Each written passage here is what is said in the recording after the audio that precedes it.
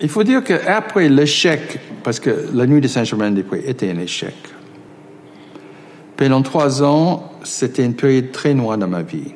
Toute vie, on a des périodes noires. C'était une période où ma femme a divorcé, on s'est divorcé. J'ai pas travaillé parce que le jour que tu dis je veux réaliser, personne t'engage comme cameraman. Enfin, c'était une période très difficile. Et un jour, je vais dans une fête et dans la fête, il y a un copain, Bob Edriza, qui était dans la radio. Il dit, moi j'ai un copain ici qui est flic. Et dans le fait, je crois qu'il y avait un chanteur inconnu qui était très sympathique, on se sympathisait, qui s'appelle Bashung, qui est devenu très célèbre par la suite et qui a d'ailleurs fait la première version de musique pour mon film Half Moon Street. Donc, il y avait Bashung, il y a Boris Bergman, qui est aussi, qui a travaillé avec moi par la suite. Et il y a un copain là qui est flic, qui est commissaire. Et devine qui est. Et effectivement, chaque fois, je voyais un mec en costume 3 pièces, je dis, c'est lui le flic. C'était pas lui le flic. Parce que dans le cinéma français, avant la balance, les flics étaient soit Lino Ventura ou Belmondo, Alain Delon en costume 3 pièces, chic, super flic, etc. Et là, j'ai vu un petit mec en basket et jean qui avait un gueule de voyou presque, ou en tout cas de jeune, presque un ado. Et c'était lui le commissaire. Et j'ai dit, ça, on voit jamais dans les policiers français. Parce que j'ai découvert par la suite que souvent, les films policiers étaient inspirés soit par les films noirs américains ou les séries noires qui étaient publiées chez Gallimard. Melville, que j'adore, était très influencé par ce cinéma américain. Et c'est vrai qu'il y avait peu de gens qui sont allés vivre le quotidien d'aujourd'hui dans la police française. Donc, j'ai sympathisé avec cette jeune commissaire qui me dit, écoute, il faut venir chez nous, il faut voir comment ça se passe, c'est pas comme ça au cinéma, etc. Et je suis allé chez lui, et puis j'ai visité tous les services de police différentes, les traites des blanches, des objets de voler, des services divers. Je trouvais ça pas mal, mais... Et un jour, il dit, écoute, on va déjeuner avec un copain à moi qui est inspecteur dans une brigade territoriale. Je dis, c'est quoi la brigade territoriale? Aujourd'hui, on dit c'est les services de DPJ. Je dis, OK. Donc, on va à côté des gardes de Lyon, à la 4e brigade territoriale. Il me présente un petit inspecteur qui s'appelle Mathieu Fabiani, un petit Corse. Mec sympathique, très corse, et si je faisais un casting de film, j'aurais mis dans le rôle de voyou et pas de flic. Mais c'était un grand policier.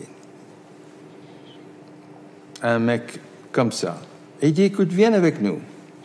Nous, on travaille sur la voie publique, on travaille avec des indices, tout ce que tu vois, tout ce que tu lis avec les polices scientifiques et tout, c'est bidon, en fait, c'est nous, nos indices, on a un réseau, etc.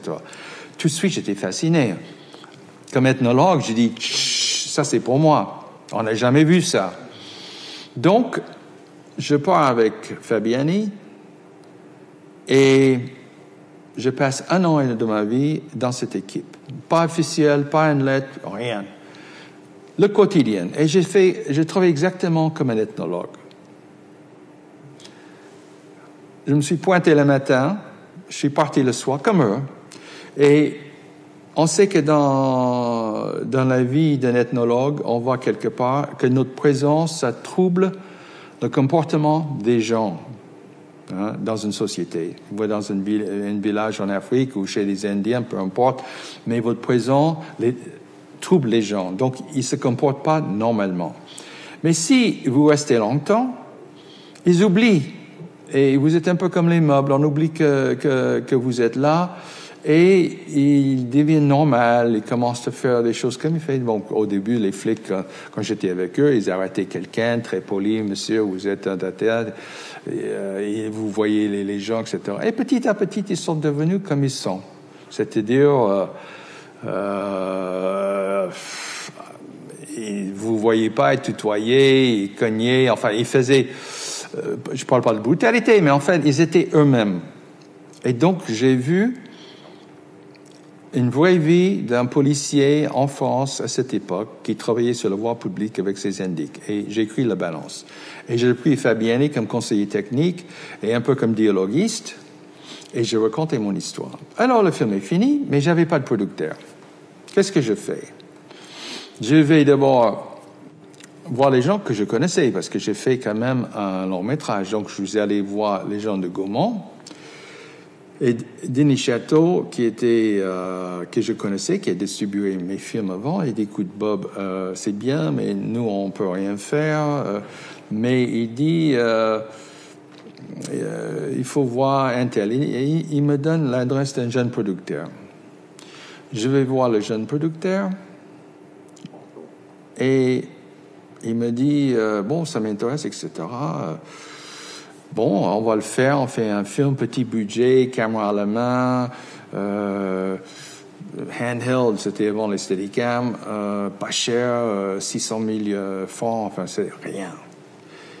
Et comme formalité, je devais projeter La Nuit de Saint-Germain-des-Prés. Et puis après, on devait déjeuner et puis signer les contrats. Donc, je dis à mes enfants qui étaient tout petites, j'ai dit à ma femme, c'est formidable. Là, j'ai dit, la petite, ton papa, il va travailler, il va signer aujourd'hui, etc. J'étais comme ça.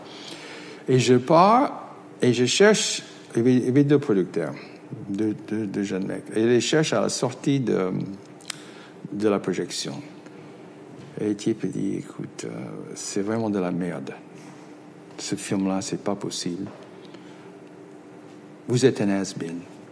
Has-been, moi j'avais même à peine un peu plus de 30 ans. Has-been déjà.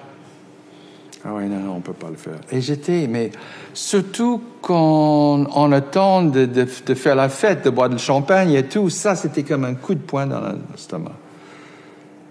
Et même quand je pense aujourd'hui d'aller retrouver mes enfants, je sais pas, c'était une période, je dis c'est fini. C'est fini. Et puis, à cette époque-là, moi, j'ai changé ma vie parce que j'étais divorcé et je vivais avec une femme qui est formidable, qui est encore dans ma vie, ça fait 35 ans, et qui m'a appris, non, mais attends, il faut se battre, la vie est dure, elle me secouait. Donc, j'ai écrit une lettre très forte au producteur en lui disant, allez, Et j'ai dit, qui est le meilleur producteur en France? Qui est number one? On m'a dit, écoute, il y a 3, 4 producteurs formidables,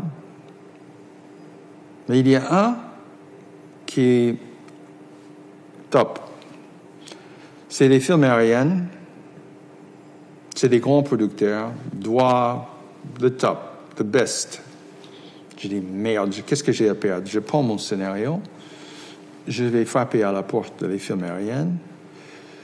Je vois quelqu'un que je connaissais parce qu'il était aux artistes associés, donc c'est Jean Nakbor. Et Jean Nakbor, qui était aux artistes associés et qui maintenant travaille en développement chez eux, il m'a reçu, il prend le scénario. Il donne à Georges Danziger et Alexander Mouchkine. C'était 2 vieux juifs russes.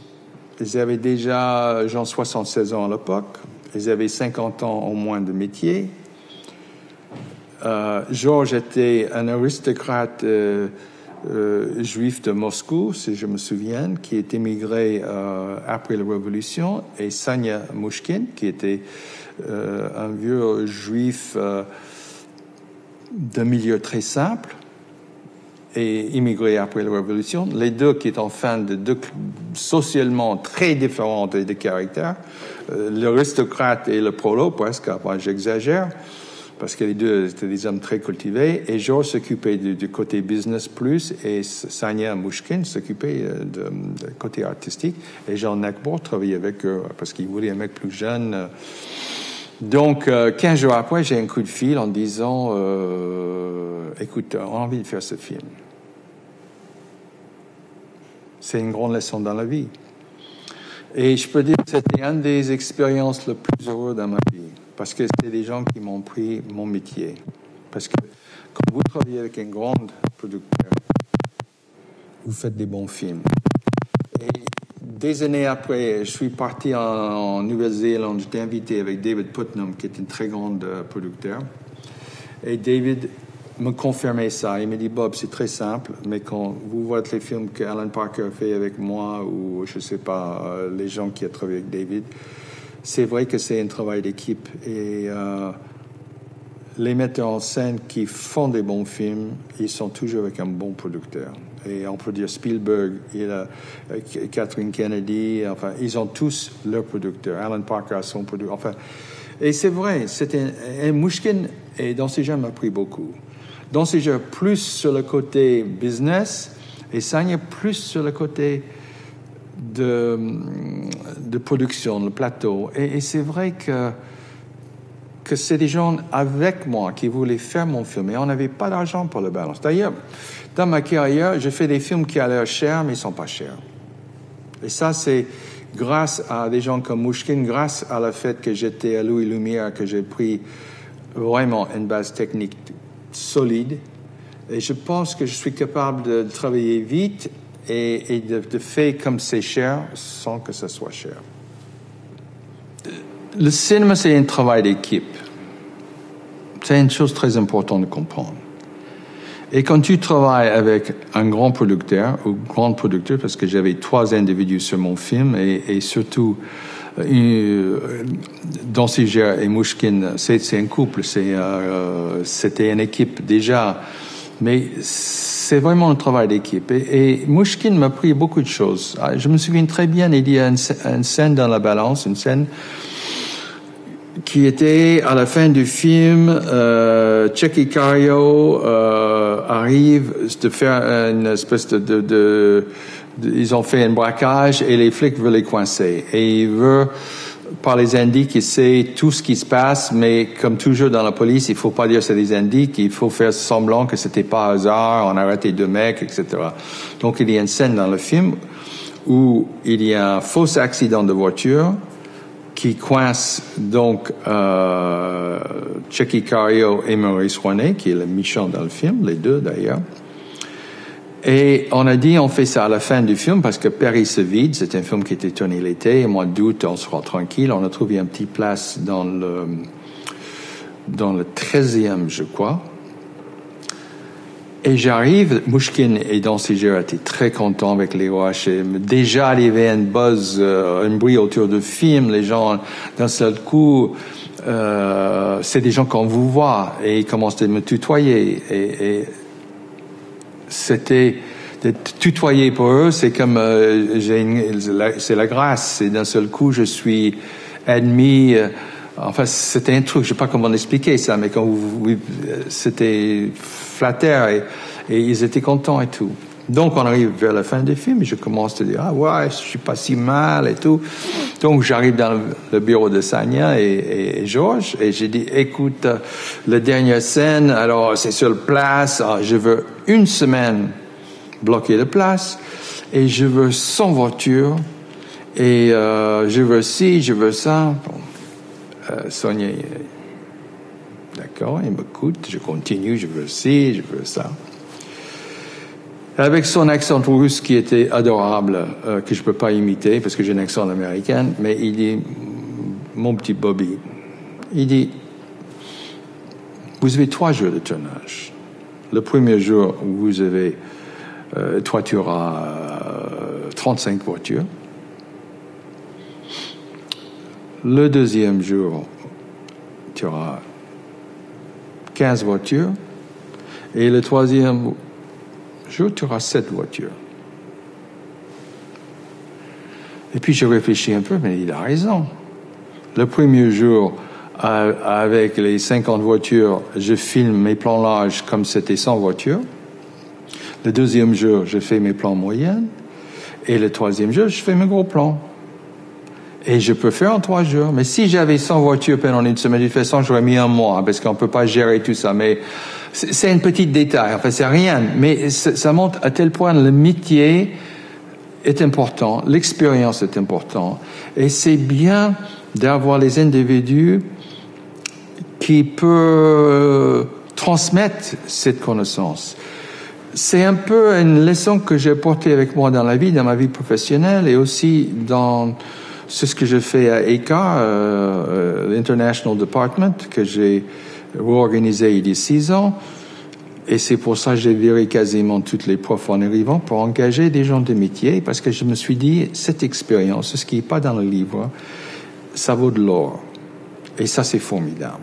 Et j'ai dit, je veux justement que les étudiants profitent de mes expériences, des expériences de mon équipe ici.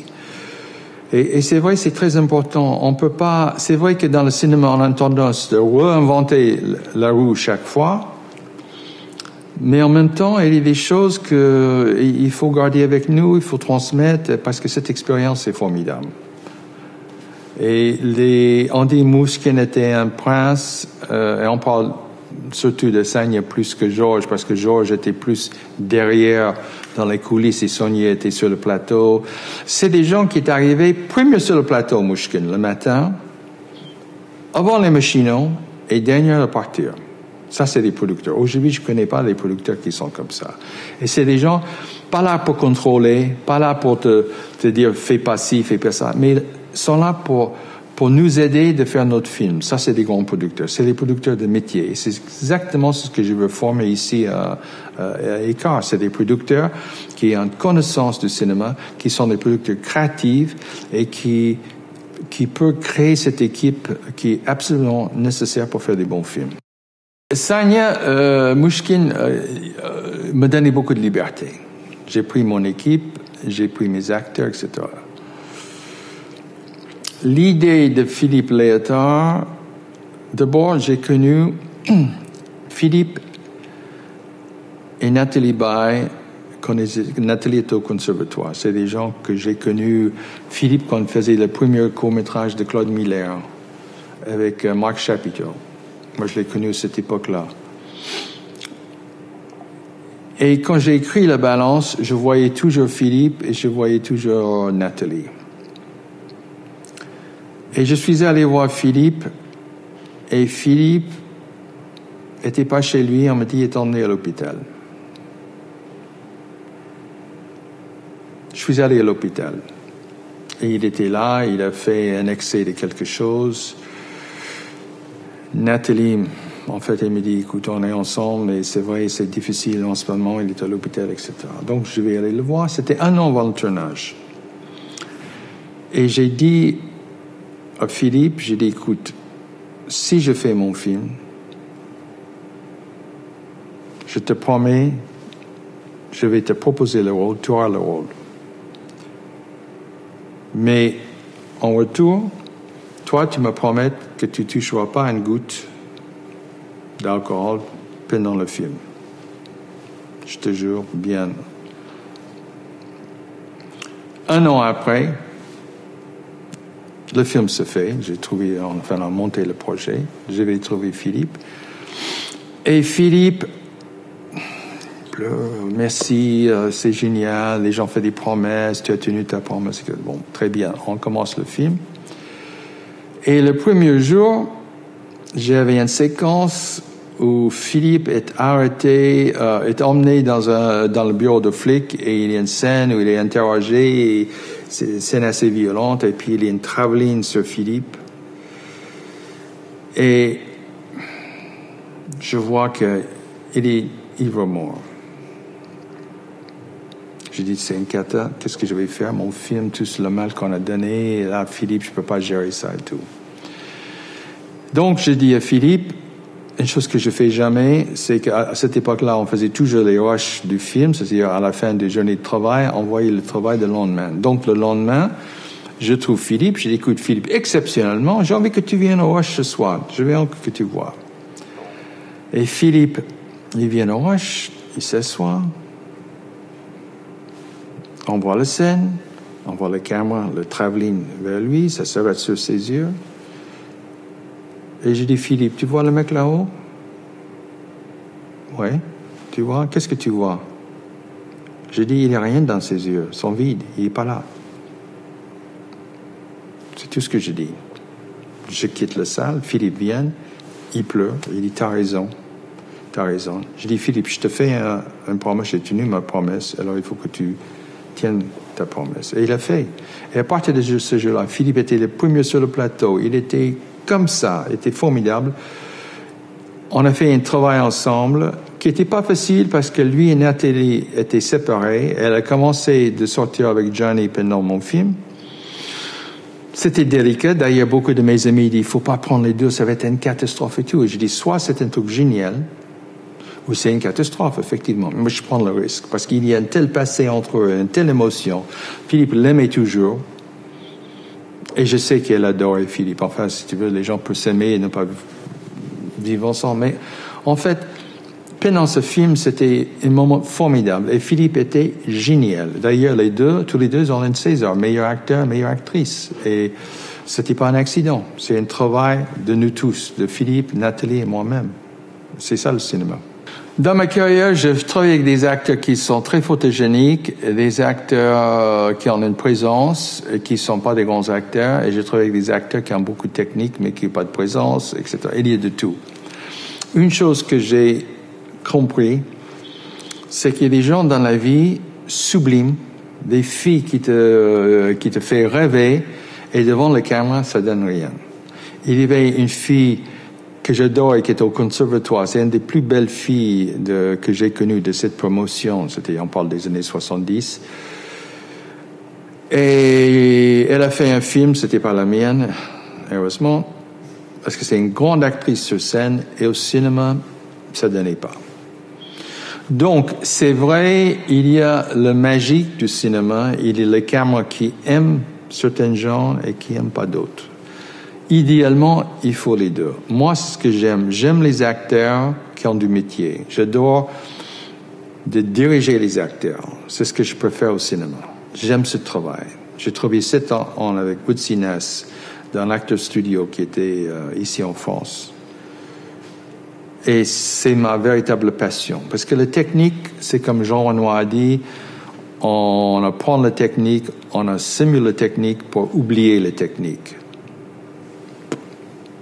Je sais ce que je fais. Mais les directions d'acteurs, c'est les choses qui me nourrissent, c'est les choses qui m'inspirent, c'est d'être avec des grands acteurs. Et dans ma carrière, j'ai des très grands acteurs. J'adore les acteurs de théâtre parce qu'ils ont beaucoup de métiers.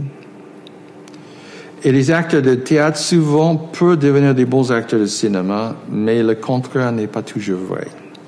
Mais j'adore les acteurs qui ont une expérience de théâtre. Dans ma carrière, je travaille avec des acteurs quand même qui sont pas mauvais, mais sont pas, je considère pas des grands acteurs, mais qui ont telle présence, c'est que le caméra devient un partenaire de ces acteurs, et donc c'est avec le caméra qu'ils deviennent bons parce que je place le caméra à telle manière que on voit pas les défauts. Je sais pas comment vous expliquer. Mais c'est très important. Il faut les deux. Mais c'est vrai qu'un bon acteur et un acteur qui a de la présence, c'est très rare au cinéma. Et la force du cinéma américain, et moi qui, tous les soirs, je vois un vieux film sur TCM ou un DVD, je vois tout ce qui sort, bien entendu, mais j'aime bien de quotidiennement avoir ma dose de classique. Et j'adore de voir les travaux des acteurs, des grands acteurs hollywoodiens. Parce qu'en même temps, ils dégagent, ils ont une présence, ils gardent à la fois leur personnalité, mais ils arrivent d'emmener cette personnalité dans des rôles assez divers. C'est vrai, tu peux dire Cary Grant est toujours Cary Grant et John Wayne est toujours John Wayne, mais attention, ils arrivent quand même habiter d'autres personnages. Et ça, c'est très intéressant. D'ailleurs, une chose que je fais toujours dans mes castings, et toujours quand je vois le travail d'un acteur, je coupe le son. Et je vois les acteurs sans le son. C'est très intéressant, très révélateur.